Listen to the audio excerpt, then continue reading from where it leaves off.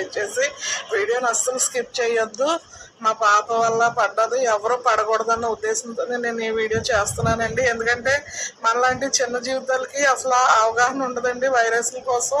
అయితే మేము నరాల బలహీనత అనుకున్నాము.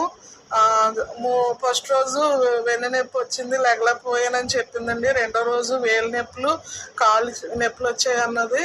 హాస్పిటల్కి మామూలుగా వెళ్ళామండి. కానీ అక్కడికి వెళ్ళేసరికి ఒక ఇంజక్షన్ చేశారు. మళ్ళీ ఆయన చెప్పారు మామూలుగా నరాల డాక్టర్ చూపించమని. అక్కడ తీసుకెళ్ళి చూపించామండి. ఆయన ఒక రోజు అబ్జర్వేషన్ చేసిన తర్వాత ఆ ఒక్క రోజులోనే మొత్తం కాళ్ళు చేతులు అన్నీ డెడ్ అయిపోయాయండి. అయితే నడవలేక స్ట్రెచర్ మీద అయితే తీసుకెళ్ళాము. ఆయన అప్పుడు అన్నీ అబ్జర్వ్ చేసి అమ్మ ఇది వైరస్, జీబీఎస్ వైరస్, ఇది చాలా కష్టము, తొందరగా హాస్పిటల్కి అయితే మీరు తీసుకెళ్ళాలి అని చెప్పారండి.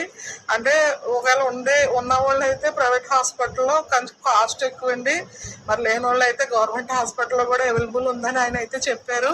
కానీ మాకు 3 రోజులు అవడం వల్ల అంటే భుజాల దాకా వచ్చేసింది. మెడ దాకా పాకిరి బ్రెయిన్కి వెళ్ళిపోతే కష్టం అన్నారని ఇంక మా అల్లుడైతే ఇంక ఇక్కడే ప్రైవేట్ హాస్పిటల్లో జాయిన్ చేసాడు. ఎందుకంటే మళ్ళీ వెళ్ళేలోపు ఏమన్నా మెడదాకా పాకిరేస్తుందేమో అని కొంచెం భయపడ్డామండి. అందుకని ఎవరు కూడా అశ్రద్ధ అయితే చేయొద్దు. మనలాంటి వాళ్ళు ఏమనుకుంటామంటే కొంచెం జ్వరంలో పొట్లు వదిలేస్తాయి, నరాలు అలాగే ఉంటాయి అని అనుకుంటాము. అస్సలు అనుకోవద్దండి. కాళ్ళు నొప్పులు వచ్చినా, చేతులు నొప్పులు వచ్చినా వెంటనే వెళ్ళిపోవాలి. దయచేసి మీకు దండం పెట్టి చెప్తున్నాను, నా దాకా ఎవరు బాధపడద్దు. మేము ఆ వైరస్ అనేది అక్కడ చెప్తేనే మాకు తెలిసింది. అంతవరకు అసలు ఆ వైరస్ కోసమే తెలీదు.